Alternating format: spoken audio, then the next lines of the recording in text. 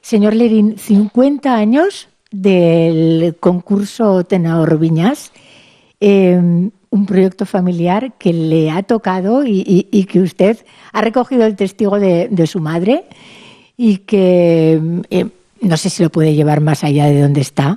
Es uno de los concursos más importantes del mundo, dígame. Sí, sí, se puede llevar mejor todavía. Hay que hacer muchas cosas.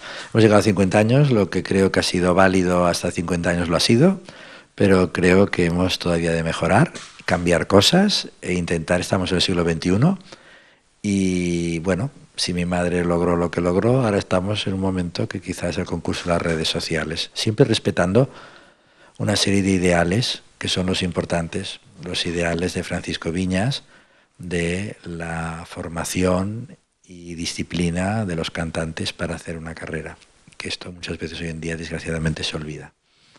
Hablábamos ahora fuera de cámara y me decía, porque yo le decía, me encanta la ópera, pero no entiendo de ópera. Y usted me decía, mejor, mucho mejor.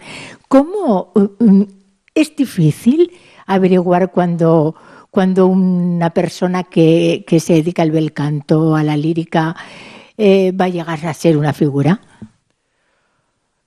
Esto es una pregunta muy buena, pero todo es muy relativo.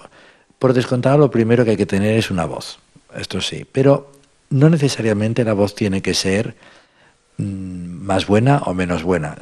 Hay voces, por ejemplo, de una gran calidad que nunca han hecho una carrera y voces que han sido más limitadas que por el esfuerzo de quien la tiene, del poseedor de esta voz, ha luchado y ha trabajado y lo ha logrado y han hecho una carrera mucho más importante.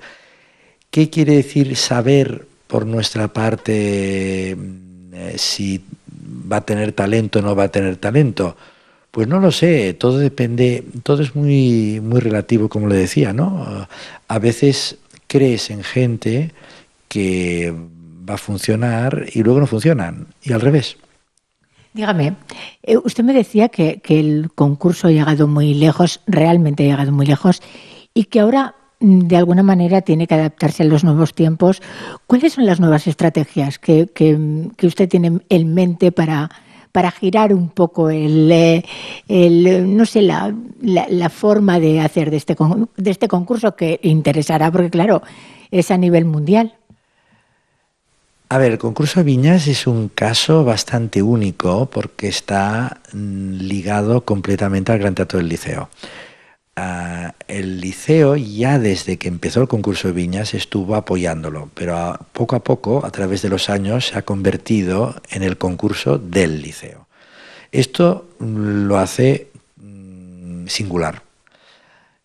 Entonces el Liceo, que esto ha favorecido muchísimo a todos los cantantes, ha logrado una coorganización con 6 teatros importantes, que son el Metropolitan de Nueva York, la Scala de Milán, el Covent Garden de Londres, la Ópera de París, la Ópera de Hamburgo y el Teatro Real de Madrid. Esto da unas ventajas enormes a los jóvenes cantantes porque evidentemente se pueden hacer escuchar por los directores de estos teatros que están involucrados. Por otra parte, ellos, aparte de juzgarlos en sus propios teatros en una preliminar, vienen al jurado de Barcelona. Y hay otros teatros con los que ya estamos ya en contacto y que empezaron ya el año pasado a la Ópera de Los Ángeles, este año para San Francisco y espero que haya más. Esto es una de las cosas que creo que vamos a perfeccionar y aumentar. Y por otra parte, usted ya sabe, si precisamente usted está trabajando en las redes sociales, pues es lo que tenemos que hacer, ¿no? Lograr un concurso que sea, no sé cómo todavía, pero que esté mucho más involucrado en las redes sociales, que esto todavía no lo tenemos bien. Eso que dices es muy innovador, sobre todo en el mundo de la lírica y sobre todo además puede ser muy importante de cara a que la gente de a pie, por decirlo de alguna manera, se conecte con la lírica, que todavía nos parece como muy elitista, ¿no?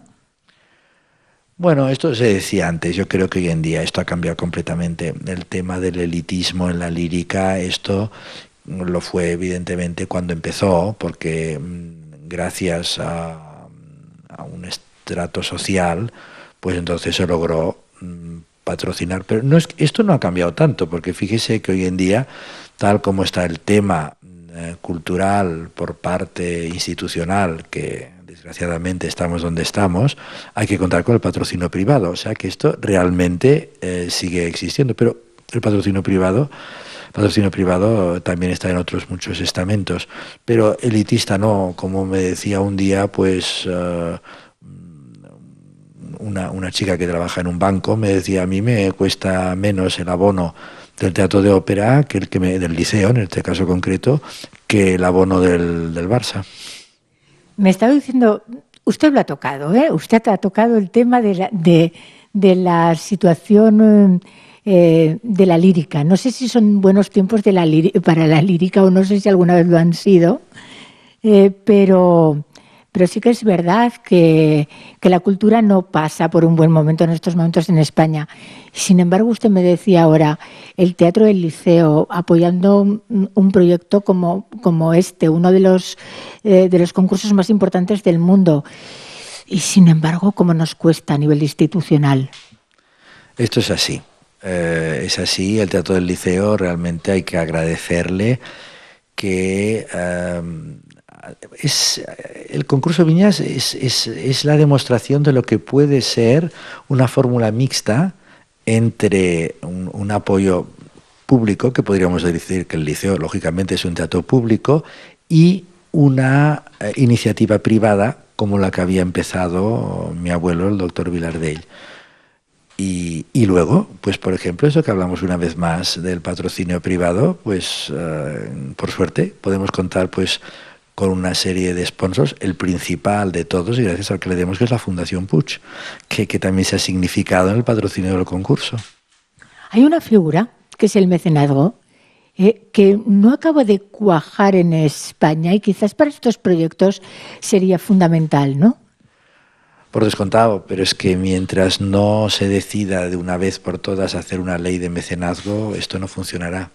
Y esto, tal como están los tiempos, que por una parte el Estado no puede dar para cultura, ni el gobierno, y por otra parte no hay la ley de mecenazgo, pues ¿cómo se puede arreglar?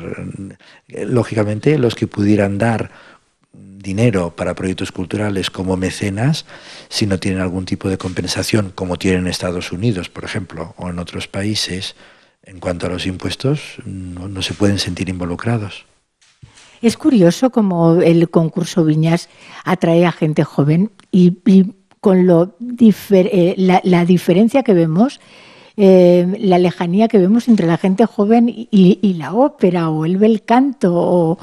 Ahora le preguntaré sobre el bel canto y la lírica, que es aparte, pero la juventud. Siempre ha sorprendido los jóvenes que son los concursantes del concurso, de su concurso. Sí, son jóvenes, evidentemente hay unos límites de edad, y se trata de esto. Hay dos tipos de concursantes, entiendo yo, que se presentan. Hay cantantes muy jóvenes que no están preparados para ganar un premio, pero que en cambio es una oportunidad de hacerse escuchar, para apoyarles en el estudio, para que un día pues podrían perfectamente regresar y volverse a presentar y ganar un premio. Otros están, digamos, en un estudio más avanzado, más preparados, que están preparados para ganar un premio e iniciar una carrera. Esto creo que es los dos tipos de cantantes que hay, que se presentan al concurso. El tema de la preparación de los cantantes es el tema más preocupante hoy en día. Por mucho no se le da ninguna importancia al tema de la preparación vocal. El tema, para mí, ya sé que siempre estoy hablando de lo mismo y mucha gente pues pensarán que es como una cosa obsesiva, pero el tema de la técnica vocal es un tema que está muy olvidado. Las voces, creo sinceramente que son las mismas que hubo, y son las mismas. Cuando dicen, oh, es que no hay más las voces de antes, no es verdad, son las mismas. Lo que pasa es que las voces de antes hacían un camino de estudio, de trabajo, que poco a poco iban formándose y vocalmente iban adquiriendo la experiencia para poder abordar los papeles. Hoy todo el mundo que está, muchísimas personas involucradas en el mundo de la ópera, como usted dice, sean teatros, directores de escena, directores de orquesta, agentes, pues empujan a los cantantes a cantar determinadas cosas para las que no están preparados. Luego pasa lo que pasa, que todo es mucho más corto. Hoy es verdad, el mundo, en el siglo XXI, todo es veloz, todo es rápido, pero claro, las voces no están preparadas para esto. Usted piense que, por ejemplo, se sabe perfectamente que los castrados estaban 7 años para poder lograr la flexibilidad de la voz. Mucho más tarde,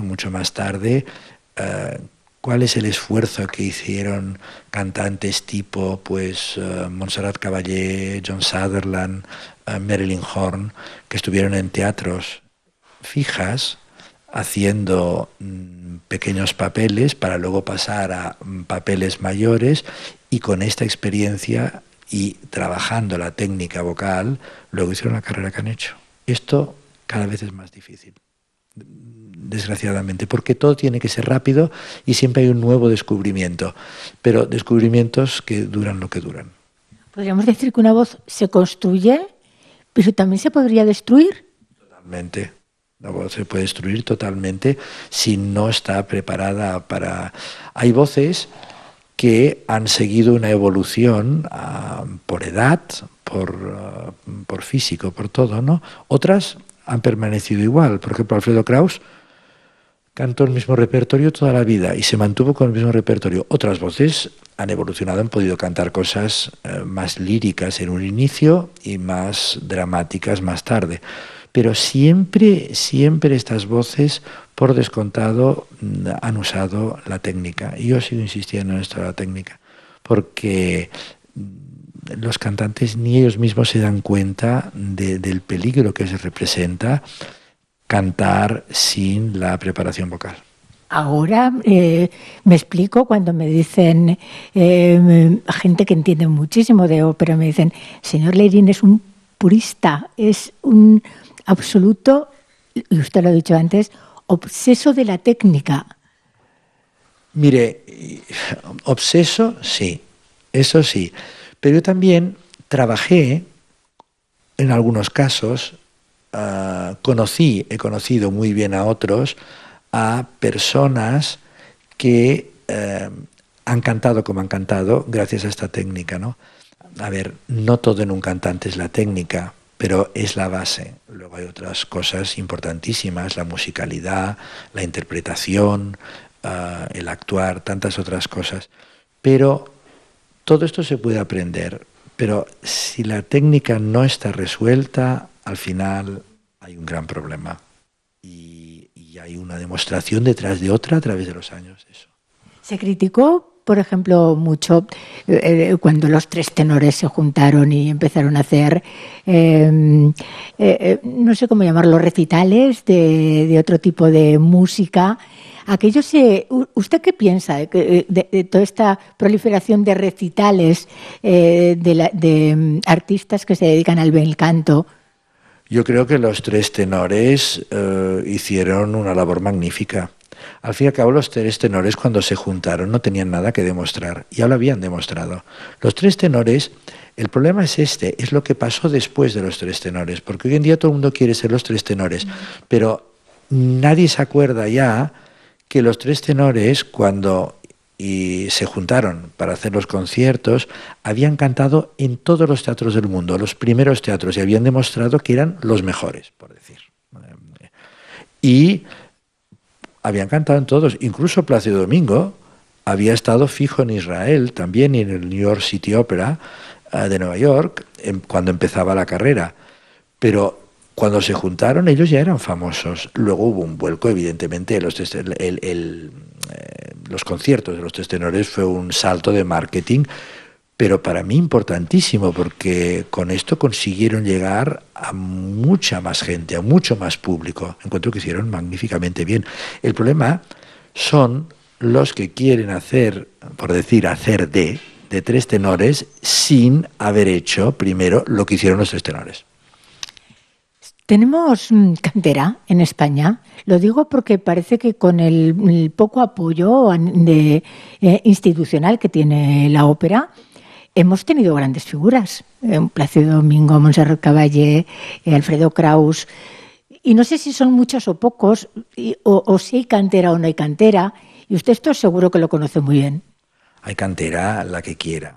Hay voces por todas partes y muchas muy buenas. Pero estamos en lo mismo. Por una parte, yo diría que hay más cantantes que nunca, porque los hay, pero desgraciadamente el trabajo es menor. Tal como están los teatros, tal como están los conservatorios, incluso que algunos tienen dificultades los conservatorios para tener fondos para poder mantenerse. Viví recientemente un caso en el Conservatorio de Palma de Mallorca que con grandes dificultades va adelante y tienen que limitar el número de alumnos. Esto es desgraciadísimo, de tener que renunciar a la posibilidad de formarse, ¿no? Entonces, pues, como un símil, son muchos más para el pastel que es más pequeño. Y las temporadas de ópera, porque siempre se dice crear una temporada de ópera es casi un suplicio ahora. ¿Es cierto esto? ¿Cómo se consigue crear un buen programa con los pocos recursos que hay? Aquí está el problema. El problema de los teatros de ópera, hoy en día el mayor problema son los costes fijos que tienen. El problema no es nunca cuando dicen que los cantantes que cobran tanto. No, esto no es el concepto caro de los teatros, no lo es. Ni mucho menos. El concepto caro es que como los teatros son como una empresa, como cualquier empresa. Si hay una serie de nómina, una nómina y una seguridad social y una serie de... Pues es que es lógico, esto cuesta mucho dinero y entonces pues el suplicio es este. ¿Cómo tirar adelante una empresa que por fuerza tiene que ser deficitaria, por fuerza, si no hay los recursos de subvenciones para poder mantenerla? Por muchas entradas que vendan, las entradas no cubrirán nunca el coste de todo esto. Pero sin embargo, hay muchísima gente que habla del turismo cultural en este aspecto, de gente que se desplaza a diferentes teatros a ver durante las temporadas de ópera, durante las temporadas con diferentes artistas. ¿Esto es cierto o es algo que nos hemos inventado y que la administración no quiere escuchar o no cree en ello? Lo hay, no hay duda que hay el turismo que se traslada, pero si usted mira exactamente cuántos, es un ingreso, no hay duda, pero no es tanto no es un concepto, mejor que venga este concepto, ¿no? Hombre, claro, si resulta que empezaran a llegar cruceros, por decir, en Barcelona, o aviones en Madrid, o todo esto, dedicados a comprar funciones en los teatros, sí, pero no creo que esto tenga una relevancia respecto a los posibles ingresos en el presupuesto de un teatro. Aunque hay gente que se traslade, no hay duda. Ya sabe usted que hay agencias de viajes relacionadas con la ópera que se dedican a eso. Los hay. Se está notando, señor Lerín, si ya llevamos 4 años de crisis, llevamos para 5 de crisis total, se nota en la lírica, se nota en el bel canto, tanto a nivel de artistas como a nivel de funciones, como a nivel de... Se nota muchísimo. Yo creo que estamos peor que nunca, lo digo sinceramente. Estamos en un momento realmente muy triste. Pero desde luego hay que ponerle imaginación en los teatros, hay que poner imaginación y hay cosas que no se pueden hacer. Tenemos que renunciar por fuerza. Pero fíjese usted, donde a lo mejor pues había 6 funciones, hoy en día hay 4. Donde había 3 óperas, hay 1. Y hay teatros que no han podido hacer nada. En todas partes, en América, por ejemplo, donde está todo basado en la sponsorización y no en la cuestión de la subvención, porque esto no existe, siempre ha sido privado todo. Ha habido teatros pequeños que han tenido que cerrar. Dígame, ¿se necesitan grandes figuras obligatoriamente para para atraer a la gente al, al teatro de alguna manera? Es una pregunta un poco trampa, pero, por ejemplo, yo recuerdo el año pasado que vino Kaufman al castillo, al Festival de Perelada, y aquello fue apoteósico. Y bueno, yo estuve, a mí me gustó. No sé si Kaufman es un gran tenor o no, o necesita o no necesita, eso me lo tendría que decir usted y se lo voy a preguntar, pero ¿son necesarias las grandes figuras? Sí, las grandes figuras son necesarias. Lo que pasa que muchas veces a través de los años se han creado, en estos últimos años especialmente, el marketing ha creado los que dicen que son grandes figuras y realmente no lo son. Evidentemente, cuando cantaban los tres tenores, antes de hacer los tres tenores, eran mejores que nadie, o Alfredo Kraus, que no era uno de los tres tenores también, pero no tenían el marketing que hay hoy en día. Si el marketing va ligado a la calidad del cantante, pues adelante. En el caso que usted me pregunta, Kaufman es un gran tenor. Lo es. Como Anna Netrebko es una gran cantante. O sea, un gran cantante. Es una buenísima cantante. Él es un buenísimo tenor. Es decir, que si alguien tiene que tener el marketing hoy, pues si lo tienen ellos dos, pues lo tienen merecido. Luego ya otro tema es comparar, porque a la gente le gusta mucho comparar. Y es lógico, todos nos gusta comparar pues con los de antes, con los actuales, con otros, pero esto ya es otro tema, esto ya depende de cada uno, esto ya hay el gusto personal y las sensaciones de cada uno. Y en un mundo tan visual como el que vivimos ahora, donde el marketing influye mucho, pero la expresividad de los artistas también, ¿hay perfiles especiales más tipo María Callas, por ejemplo, que se acerquen más al público? Bueno, María Callas en realidad lo que hizo ella fue una revolución, es decir, demostró al mundo que se puede cantar fantásticamente bien y al mismo tiempo ser una magnífica actriz. Entonces, esto fue la demostración que es lo que tendría que ser. El problema es que es inviable hoy en día pensar en cantantes, pues, bueno, como quizá antes había habido, que no podían ni moverse y que es imposible que pudieran participar en según qué producciones. Eso no, esto no, además. Si la Callas lo hizo, pues ¿por qué no tienen que hacer los demás? Pues esto es posible. Pero esto se ha exagerado muchísimo. Esto se ha exagerado mucho. Entonces, pues priva muchas veces el aspecto físico o la prestación escénica a la prestación vocal. Y esto está completamente equivocado. Entonces, pues, ¿de qué le sirve a usted pues tener una cantante que físicamente pues esté estupenda, pero que no pueda cantar la ópera como se debe cantar?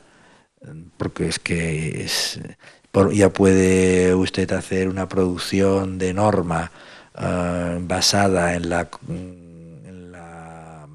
el arte más estético, en la estética más lo que usted quiera, pero si no puedes cantarla, ¿de qué? Pero hoy en día esto sí que es un tema que creo yo que hay que ir con mucho cuidado porque se ha exagerado mucho y las orquestas también tocan mucho más fuertes. Hay directores de orquesta que no hay exactamente un respeto por las posibilidades de la voz. La afinación es más alta. Hay una serie de cosas que van en contra de los cantantes. Y todos estos nuevos descubrimientos, siempre hay la nueva tal, el nuevo tal. Bueno, yo ya sé que hoy en día es difícil pues aceptar una producción como las que hacía Caruso o las que hacía mi bisabuelo, ¿no? Imagino que mi bisabuelo cuando subía en la barca con el cisne, pues debía ser difícil esto, ¿no? Porque debían estar estirando con la cuerda. Cuidado que te caes, ¿no? Pero además le interrumpo aquí un momento, señor Lerín, porque ¿cuánto costaba una producción en aquel tiempo? Yo creo que a lo mejor sería ahora impensable poder hacer una producción de ese tipo. Bueno, costaba que le voy a dar le voy a decir un ejemplo que se va a echar a reír, pero yo había trabajado en tema de aduanas y transportes en una cierta época de mi vida. Y me acuerdo que cuando llegaban los decorados para toda la temporada del liceo, cabían todos en un camión. Hoy en día, para cada producción se necesitan 10 camiones. Ya está. Pero claro, lógicamente, lo de entonces era... Pero ya le digo, todo tiene su valor, todo depende cómo se haga, cuál es la aproximación. Hay otra pregunta también para hacer. Con los medios técnicos que hoy en día tienen los teatros, en cuanto a ordenadores, en cuanto a los escenarios que han evolucionado una barbaridad, en cuanto a capacidad técnica, hablo técnica de escenario, ¿no? ¿Cómo no hacen más de una vez, de dos y de tres, una producción como el autor la había creado usando esto? Ellos podrían hacer en según qué óperas, pues lo que Spielberg ha hecho en el cine, pero perfectamente. ¿Qué me dices, señor? Claro, a ver, por ejemplo, en Wagner, que está todo basado en lo que dice que Wagner habla no, escribió cosas relativas pues al agua, al fuego y tantos efectos. Y mira usted si esto no es posible hoy. A ver, ¿quién se atreve a hacer el dragón de Fafner en Siegfried? ¿Quién se atreve a hacerlo hoy? No se atreve nadie, cuando podrían hacerlo perfectamente. Que no quedará ridículo, que no quedará kitsch. ¿Quién se atreve a hacer esto? Esto se necesita talento, y esto no lo hace nadie esto. Entonces se buscan fórmulas de esto que muchas veces no tienen nada que ver. El escándalo de este verano del Festival de Bayreuth, por lo que me cuentan, ha superado cualquier cosa. Dígame, nos faltan divas y divos para reivindicar un poco la ópera a nivel internacional. No, yo creo que hoy en día hay muy buenos cantantes que pueden hacer justicia a una ópera si cantan lo adecuado. Por ejemplo, hay una serie de nombres que realmente que se han convertido en los cantantes de hoy en día y que defienden con toda justicia las obras. Este verano en Perelada, por ejemplo, cantó este tenor Bexala, que cantó estupendamente bien, y otro que tiene un tipo de fama, de reconocimiento que lógicamente pues lo merece. Estamos en el año de Wagner y no sé qué opina usted de toda esta moda que ha surgido alrededor de Wagner, incluso en los tenores, así de repente. ¿Cómo lo interpreta? Bueno, el tema, usted quiere decir el tema vocal respecto a Wagner, con las voces para cantar a Wagner. Aquí hay un tema que es anterior a cualquier otro tema. O tienes voz para cantar Wagner o no cantes Wagner. Esto es anterior a cualquier cosa, porque las exigencias de la partitura en Wagner están basadas en una orquestación enorme, y como están escritas estas óperas, si no tienes la voz adecuada para cantar Wagner, no puedes cantar Wagner. Y si cantas Wagner sin la voz adecuada, pues te expones a que no se oiga nada o que te hagas daño a la voz para siempre, ¿no? Entonces, voces wagnerianas, pues voces wagnerianas siempre ha habido pocas. No es que haya habido tantas voces. Claro, cuando dicen, no, es que no hay... Es imposible, a ver, ¿cómo le diré yo? Dicen, no, es que no es como Lauritz Melchior, es que no es como Kirsten Flagstad. Un momento, Kirsten Flagstad ha habido una en la historia, Lauritz Melchior ha habido otro, pero luego ha habido otros buenísimos cantantes que ni la Nilsson era como la Flagstad, era otra cosa, era una grandísima cantante. Ahora, fenómenos de estos, pues aparecen uno cada 50 años, como apareció la Sutherland o como vocalmente, como material de voz, la Tebaldi. Era otra cosa. Pero este tipo de voces es injusto decir, no es como tal. No es como tal, porque es que ya en aquella época había esta y las demás, que eran estupendas. En la época había una una época que en Bayreuth cantaba este tipo de cantantes wagnerianos, pues había una serie en mujeres, por ejemplo, la Mödel, la Barnay, todas estas cantaban con la Nilsson, se alternaban en papeles más líricos, la Risanek, y todas eran estupendas. Ahora, la Flagstad, es que si no has oído la Flagstad no sabes lo que es una voz. Bueno, pues sí, esto me lo decían mis padres, ¿eh? Seguramente tenían razón, y si escuchas los discos, es verdad, pues no has escuchado una voz como la Flagstad, ni tampoco otra como la Tebaldi, pero estos son excepciones.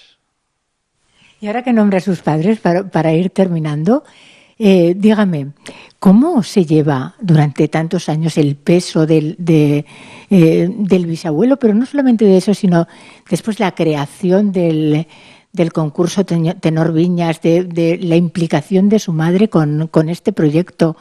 ¿Cómo se lleva? ¿Pesa esto?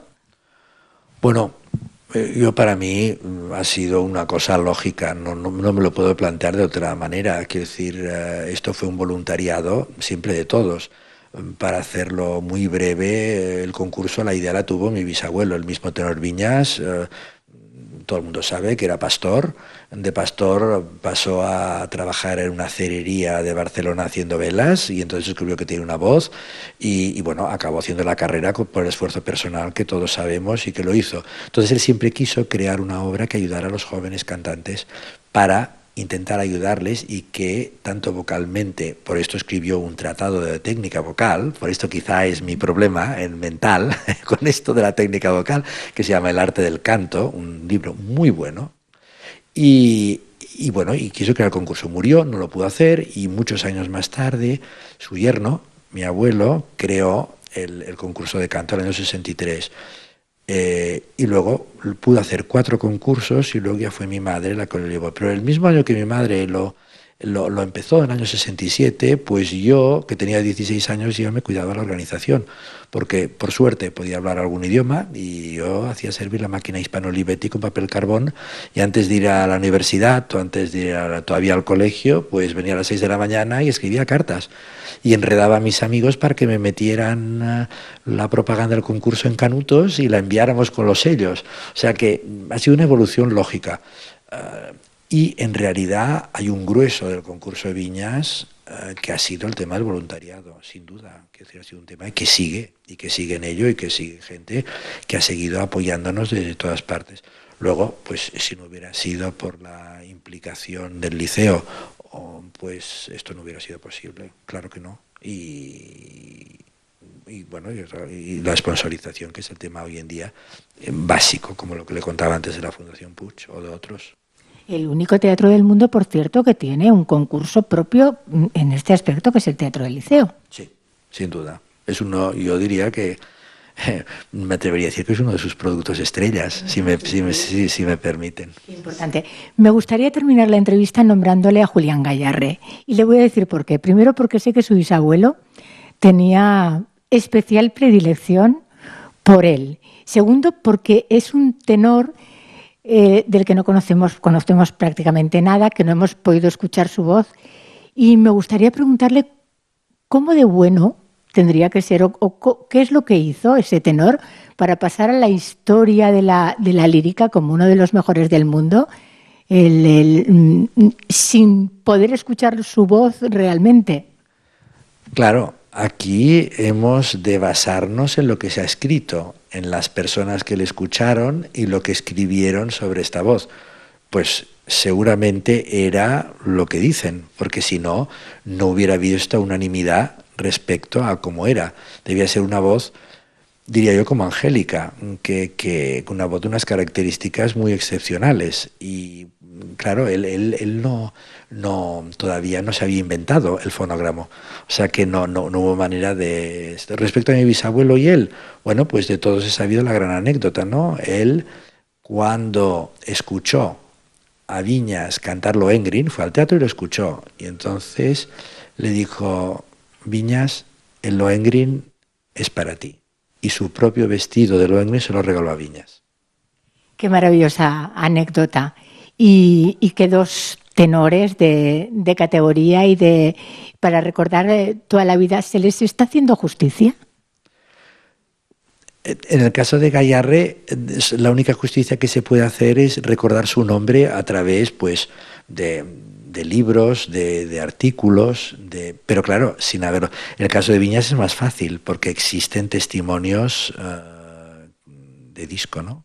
Todos los discos han mejorado una barbaridad y creo que se puede entender bastante bien lo que fue. Quizá no todo, porque pasar de un disco de piedra a un CD no siempre es lo mismo, pero en los casos de Caruso, de Viñas, creo que se puede tener una idea bastante aproximada de lo que fueron. Creo que sí, y es muy admirable. Y entiendes lo que hay detrás de todo esto, el trabajo individual que hay detrás de todo esto. Pues muchas gracias, señor Lerín, por atendernos y advertir, si no hay técnica, no hay lírica y no se acerquen para nada, ¿no? Quizá yo admito todo, pues si dicen que estoy equivocado, pues lo estaré, pero yo seguiré con ello. Muchas gracias.